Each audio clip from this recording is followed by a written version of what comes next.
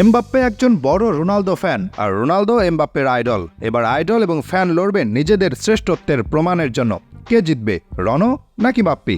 Football দুনিয়ায় Cristiano Ronaldo নামটি জলজল করছে ২০ বছরেরও অধিক সময় ধরে। ছোট বয়সে ফুটবলের প্রতি গভীর প্রেম জন্মে তার জন্ম হয়েছিল একটি দরিদ্র পরিবারে, কিন্তু সচ্ছলতা বাধা হতে পারেনি রোনালদো ও তার ভালোবাসার মাঝে। কখনো রাস্তায়, কখনো স্থানীয় ক্লাবে খেলেছেন। এক পর্যায়ে তার প্রতিভা নজরে আসে স্পোর্টিং লিসবন দলের স্কাউটদের। তিনি যোগ দেন লিসবনের সেই ক্লাবটিতে। মাদিরা থেকে লিসবনে গিয়ে তিনি খেলতেন ইউথ টিমের সাথে। সেখানে থেকে ২০০২ সালে ঢুকে পড়েন স্পোর্টিং লিসবনের মেইন টিমে। সেখানে তার পারফরম্যান্সের ধারা ঊর্ধ্বগামী থাকায় ইউরোপের বড় দলগুলোর নজরে আসেন তিনি। অবশেষে ২০০৩ সালে ম্যানচেস্টার ইউনাইটেড তাকে নিয়ে আসে ডেভিড বেকহামের রিপ্লেসমেন্ট হিসেবে। এরপর আর ফিরে তাকাতে হয়নি পর্তুগিজ সেই তরুণের। নিজের প্রতিভা আর পরিশ্রমের মাধ্যমে প্রতিনিয়তই নিজেকে ছাপিয়ে যেতে লাগলেন। ম্যানচেস্টার ইউনাইটেডের হয়ে সব জেতেন এবং নতুন রেকর্ড করেন। এরপর যোগ দেন রিয়াল মাদ্রিদে। রিয়াল মাদ্রিদ তাকে সান্তিয়াগো বার্নাব্যুতে যেদিন প্রথমবারের মতো দর্শকদের সামনে হাজির করেছিল, সেই দিন ছিল রেকর্ড সংখ্যক মানুষের উপস্থিতি। সেখানেও নিজের জাদু দেখাতে লাগলেন তিনি। দিন দিন আরও পরিণত হচ্ছিলেন ক্রিস্টিয়ানো রোনালদো। চারদিকে তারই নামডাক। রাস্তায় রাস্তায় দেখা যেত তার জার্সি, ছবি।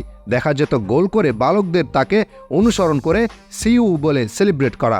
এক কথায় বিশ্বের প্রতিটি কোণে ছড়িয়ে পড়েছিল তার নামডাক। কতজন তাকে নিজের আইডল, নিজের ইন্সপায়ারেশন হিসেবে বেছে নিয়েছেন সে হিসেব করা অসম্ভব। তাকে আইডল মেনে বর্তমানে বিশ্ব কাঁপাচ্ছে এমন খেলোয়াড়দের সংখ্যাও কম নয়। তাদের মধ্যে কেউ কেউ তো জানান দিচ্ছে আগামীতে রোনালদো ফুটবল দুনিয়া শাসন না করলেও শাসকের আসনে রোনালদো ভক্তরাই থাকবে। এমনই একজন ফুটবলার হলেন কিলিয়ান এমবাপ্পে। ফ্রান্সের এই তরুণ ক্রিস্টিয়ানো রোনালদোর অন্যতম ডাইহার্ড ফ্যান। এমবাপ্পের ক্যারিয়ারের শুরুর দিকে ইন্টারনেটে বেশ কয়েকটি ছবি ভাইরাল হয়। সেখানে তার রোনালদোর প্রতি ভালোবাসা স্পষ্ট হয়ে ওঠে। একটি ছবিতে দেখা যাচ্ছিল এমবাপ্পের বেডরুমের সব দেওয়াল জুড়ে ছেয়ে আছে ক্রিস্টিয়ানো রোনালদোর ছবি। অপর একটি ছবিতে দেখা যাচ্ছিল রোনালদোর সাথে পিচ্চি এমবাপ্পের ছবি। তিনি যে রোনালদোকে অনুসরণ করে রিয়াল মাদ্রিদে যোগ দেবেন এ কথা কারোরই অজানা ছিল না। নাটকীয়ভাবে ঘটেছেও তেমনটাই।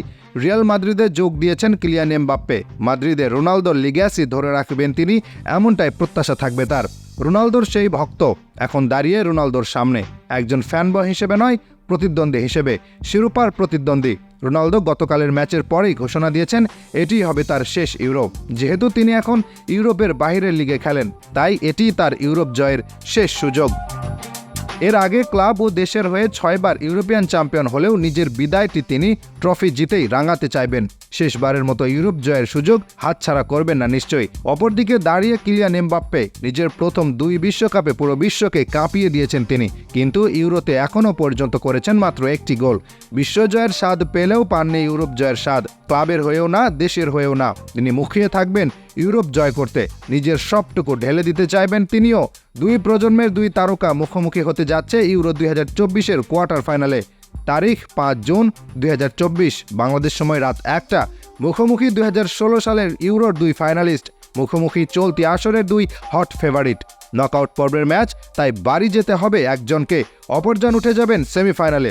শিরোপার আরও এক ধাপ কাছে। হোক সামনে দাঁড়িয়ে নিজের ভক্ত, ফ্যানবয় অথবা নিজের আইডল, ইন্সপায়ারেশন ছাড় দেবেন না কেউই। ২ প্রজন্মের ২ আইকন নামবে একটি লক্ষ্য নিয়েই, জয়ের উদ্দেশ্য নিয়ে, কেননা লক্ষ্য তাদের ইউরোপ জয়।